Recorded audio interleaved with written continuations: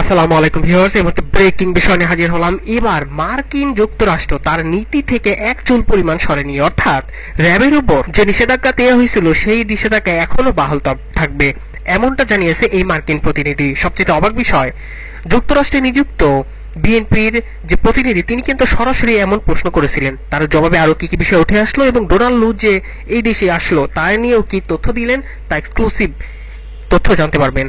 তাহলে আরো কি কি হতে যাচ্ছে র্যাবের নিষেধাজ্ঞার বিষয়টি নিয়ে তা জানতে পারবেন। এদিকে ভিপি নুরুল হক নূর কিন্তু আবারও খেপে গেলেন, তিনি তুলে ধরলেন ভয়াবহ কিছু তথ্য। এই দেশে আর কোনো কেউ এই আওয়ামী লীগ ছাড়া ক্ষমতায় আসতে পারবে না, সেই ভিত্তিটা আমরা চেঞ্জ করে দিয়েছি। এই ক্ষমতায় কিভাবে সরকার দখল করে রেখেছে তারও এক্সক্লুসিভ কিছু তথ্য দেন, কিভাবে সরকার অন্যদের ক্ষমতা থেকে বঞ্চিত করেছে এবং আমরা কিভাবে অন্যদের ক্ষমতায়ন করার চেষ্টা করছি সে সকল বিষয় নিয়ে এক্সক্লুসিভ তথ্য দিয়ে সরকারকে হুঁশিয়ারি বার্তা দেন।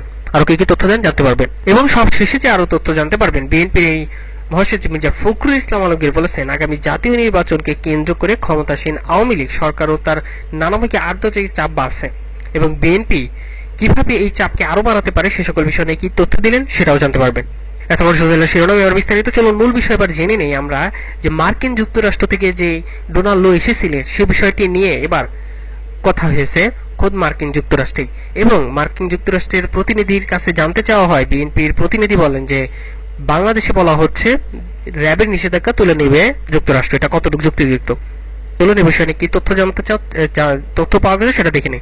যুক্তরাষ্ট্র তার যে নীতি সেই নীতি থেকে এক চুল পরিমাণ তারা সরে নাই বা তাদের যে সিদ্ধান্ত সেই সিদ্ধান্ত থেকে এক বিন্দু পরিমাণ এদিক ওদিক হয় নাই। তো তারপরেও আওয়ামী লীগ কেন এত গদগদ করে আনন্দিত নাকি ভিতরে ভিতরে আতঙ্কিত সেটি নিয়ে ইতিমধ্যেই চুলচেরা বিচার বিশ্লেষণ চলছে। যেহেতু কয়েকদিন আগেই মার্কিন সহকারী পররাষ্ট্রমন্ত্রী প্রভাবশালী মন্ত্রী ডোনাল্ড লু বাংলাদেশ সফর করলেন, তো এই সফরকে কেন্দ্র করে ইতিমধ্যেই আওয়ামী লীগের ভিতরে এক ধরনের বড় একটি আতঙ্ক বিরাজ করছে। আরেক দিক দিয়ে বাহ্যিকভাবে তারা আসলে জনগণের সামনে ফোকাস করার চেষ্টা করছে যে তারা খুব ভালো আছে, আনন্দ, তদবির, লবিং, জোর চেষ্টা নেই যেটা আওয়ামী লীগ করে নাই। এবং এই র্যাবের উপরে স্যাংশন তোলার জন্যই মূলত সালমান এফ রহমানের বাসায় বিশাল এক ডিনার পার্টির আয়োজন করা হয়েছিল। সেই ডিনার পার্টিতে ডোনাল্ড লু, পিটার হাস সহ মার্কিন বাংলাদেশে কর্মরত যে কর্মকর্তারা রয়েছেন সবাইকে দাওয়াত করা হয়েছে। দেশি বিদেশি বড় বড় সেই হর্তাকর্তাদের দাওয়াত করে সালমান এফ রহমান ডিনার খাওয়াইয়েছেন। রাজকীয় সেই আয়োজন। এত আয়োজন কেন?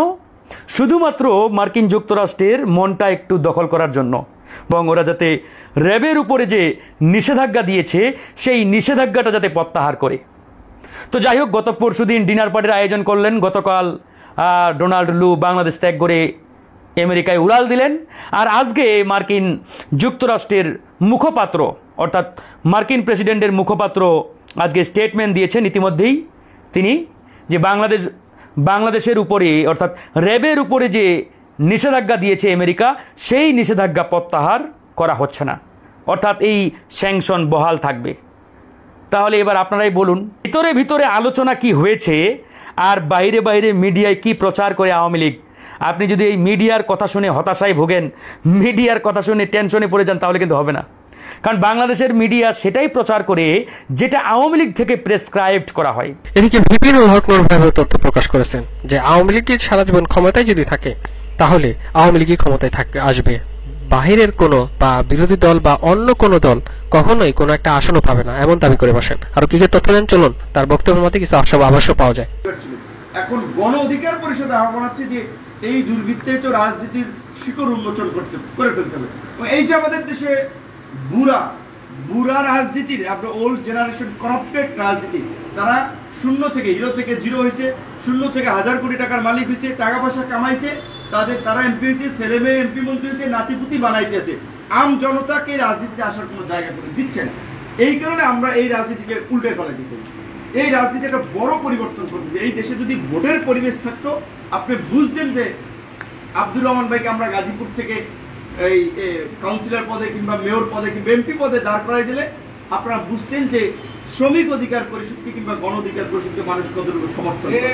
আমরা কুমিল্লা থেকে সম্পদ ভাইকে দাঁড়ায় দিলে কিংবা এই যশোর থেকে তাকে দাঁড় করে দিলে তখন আমরা বুঝতাম এই দেশের মানুষ পরিবর্তন চায়। সেটা যেহেতু আমাদের আগে সময় সংক্ষেপে এই কারণে বললাম যে সক্রিয়ভাবে আওয়ামী লীগ বিএনপি রাজনীতি 25 থেকে 30% আওয়ামী লীগ বিএনপি জামাত সব মিলে করে না। বিএনপির সমাবেশগুলো দেখেছেন না আপনারা? সবার এস্টিমেটে তো 8 থেকে 10 লাখ, 10 থেকে 12 লাখ, আরো দ্বিগুণ ধরেন যে তারা অসুস্থ দেশের বাইরে আসতে পারে, তাহলে 20 লাখ। বিএনপির 18 কোটি জনগণের মধ্যে সক্রিয় লোক হচ্ছে 20 লাখ, কারণ যারা সক্রিয় রাজনীতি করে তারাই তো ঢাকায় আসে।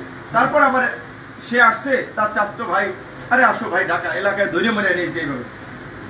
আওয়ামী লীগে ধরেন এইভাবে 15 থেকে 16 লাখ, জামাত বিএনপি চরমনাই, হিসাব করলে 25 থেকে 30% লোক সক্রিয় রাজনীতি করে না।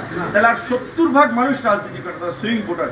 এই 70 ভাগের মধ্যে থেকে যদি আপনি 20% টানতে পারেন, আপনিই রাজা, আপনার দলই সরকার গঠন করবে, আপনি প্রধান। তাহলে আমরা আস্তে আস্তে কার্যক্রমের মধ্যে দিয়ে আমরা সেই 20% মানুষের কাছে রিচ করতে চাই। এবং আগামীতে এখন নাই, যখন নির্বাচন ভোটের পরিবেশ তৈরি হবে তখন যেন আমরা একটা চমক দেখাতে পারি। এদিকে মির্জা ফখরুল ইসলাম আলমগীর তিনি কয়েকটি তথ্য দেন সরকারকে নিয়ে। কি কি বিষয় তুলে ধরেন, চলুন তার কাছ থেকে আমরা জেনে নিই।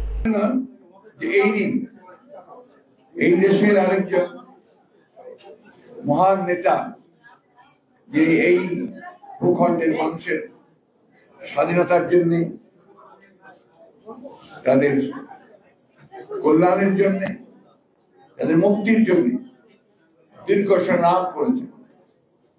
ব্রিটিশ সাম্রাজ্যের বিরুদ্ধে করেছেন, পাকিস্তানের বিরুদ্ধে করেছেন, এবং বাংলাদেশের সমস্ত অন্যায় অবিচারের প্রতিবাদ করেছেন, সেই মৌলানা আব্দুল হামিদ খান ভাসানী। এই দিন তার যে স্বভাবজাত যে অন্যায়ের বিরুদ্ধে প্রতিবাদ করা, দেশকে রক্ষা করা, এই দেশের মানুষের স্বাধীনতাকে রক্ষা করা, সেই প্রশ্নে তিনি জনগণকে সংগঠিত করে তিনি ফারাক্কা মার্চ করেছিলেন। এই মার্চের মূল লক্ষ্য ছিল, তিনি জানতেন যে এই মার্চ করে ফারাক্কা বাঁধকে ভেঙে দেওয়া যাবে না, কিন্তু এই মার্চ করে সমগ্র পৃথিবীর দৃষ্টিকে আকর্ষণ করা যাবে, এবং সেই দৃষ্টিকে আকর্ষণ করে তখন এটা সত্যিকার অর্থেই আন্তর্জাতিক একটা ইস্যুতে পরিণত হয়েছিল। আপনার বক্তারা সবাই বলেছে, আপনারা সবাই জানেন যে এই গঙ্গা বাঁধের উপর বাঁধ নির্মাণের পরিকল্পনা বহু আগে থেকে শুরু হয়েছিল। এই সেই চিন্তা ছিল, পরিকল্পনা ছিল, এবং ভারত সেই পরিকল্পনাকে বাস্তবায়িত করার জন্য পাকিস্তানের আমলে এই কাজটি শুরু করেছিল। তখন পাকিস্তান সরকার বাধা দিয়েছিল এবং তারা প্রতিবাদ করেছিল। পরবর্তীকালে এটা নির্মিত হওয়ার পরে এর পানি বন্টন নিয়ে যে সমস্যার সৃষ্টি হয়েছে, সেই সমস্যাকে সমাধানের জন্য দুর্ভাগ্যজনকভাবে আগের সরকার তারা সেই উদ্যোগ নিতে পারেন। এটা খুব স্বাভাবিক ছিল, এই জন্যে আগের সরকার নিজেদেরকে মনে করতেন যে তারা ভারতের